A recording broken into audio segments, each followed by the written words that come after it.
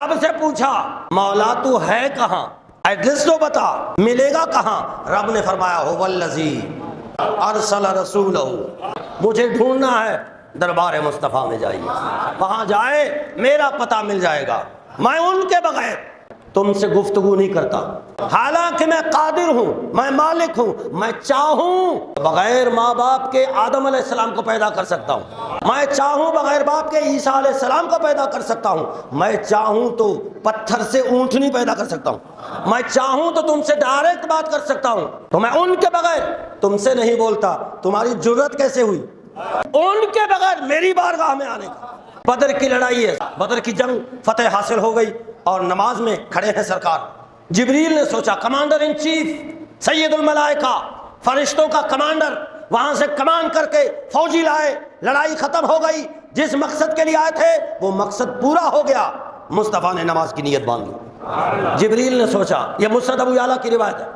جبریل نے سوچا کام تو ہو گیا، چلیں جی اب واپس، آرڈر کیا، ساری آرمی واپس چلی گئی۔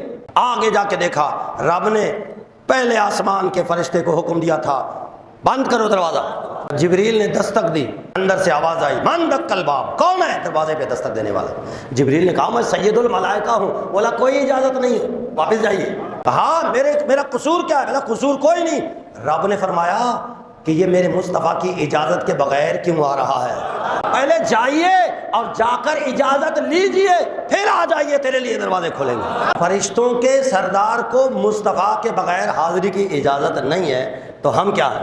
اسی لیے جس کو جو ملا ہے مصطفیٰ کے صدقے میں ملا ہے، اور یہ ہمیں صحابہ کرام نے عقیدہ دیا ہے۔ چھوٹی سے چھوٹی چیز بھی اگر چاہیے ہوتی نا صحابہ کرام کو، فوراً سرکار کی بارگاہ میں حاضر ہوتے۔